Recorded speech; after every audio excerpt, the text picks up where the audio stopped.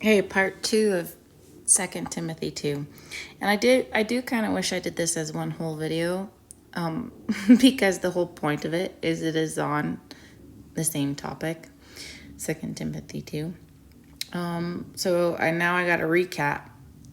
The letter is from Paul to Timothy, a teacher, and he is encouraging Timothy, Paul, to be strong in the grace of Jesus Christ, okay? First and foremost, the grace of Jesus Christ, the gospel.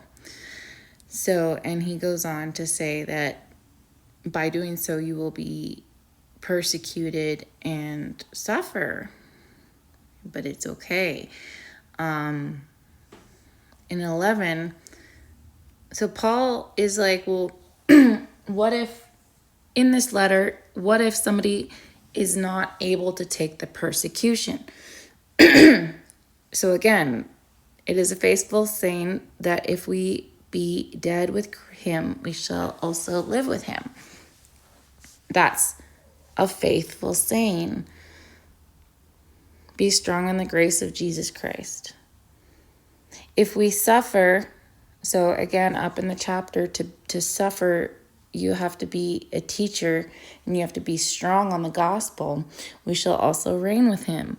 If we deny him, he will also deny us. The point is, deny you from being a teacher of God.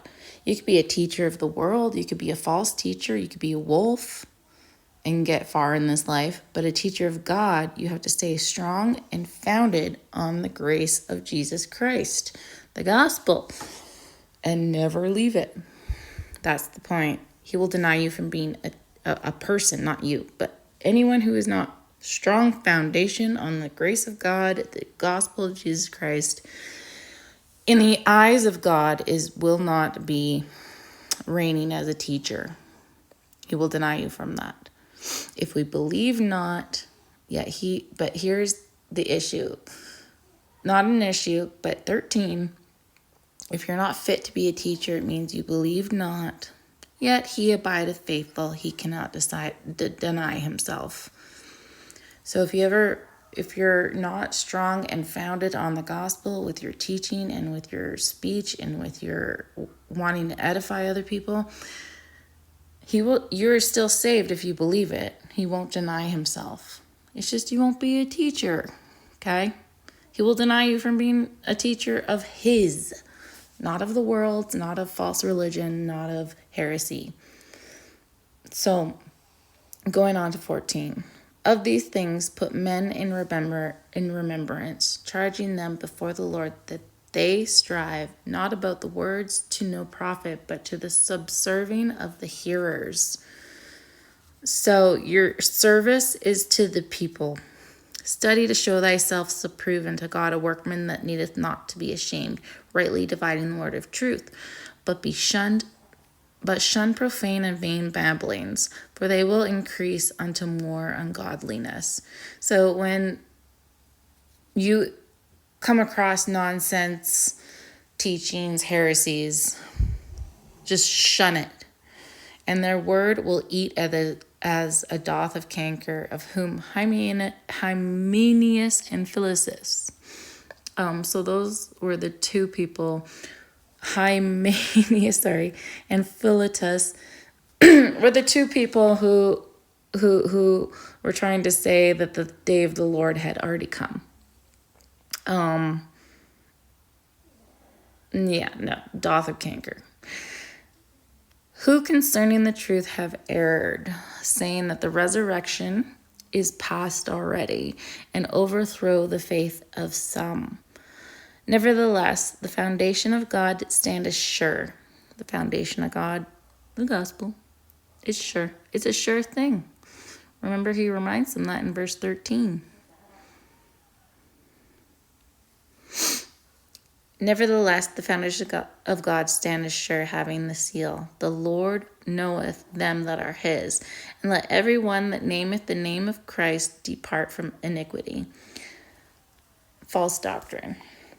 But in a great house there are only vessels of gold and silver, but also of wood and earth, and some to honor and some to dishonor. Same house, so some are of honor and some are to dishonor.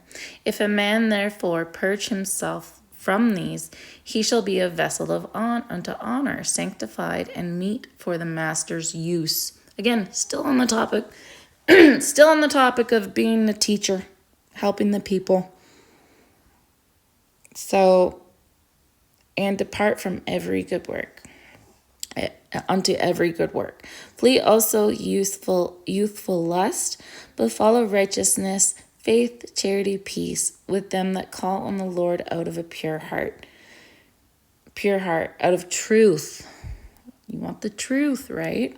But foolish and unlearned questions avoid, knowing that they do gender strifes. And the servant of the Lord must not strive, but be gentle unto all men, apt to teach, patient, in meekness, instructing those that oppose themselves. And God peradventure will give them the repentance to acknowledging of the truth, and that they may recover, okay, big word, not big, but recover themselves out of the snare of the devil. So they're already saved. So saved believers, the purpose of you being a teacher is to try to help saved believers to recover themselves out of the snare of the devil, who are taken captive by him at his will. So how do you recover saved believers from being a snare to the devil? By being strong in the grace that is in Jesus Christ.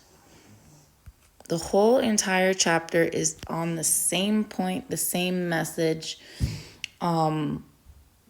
Verse 12 and 13 is not talking about a loss of salvation. The loss here is speaking of being a teacher for God.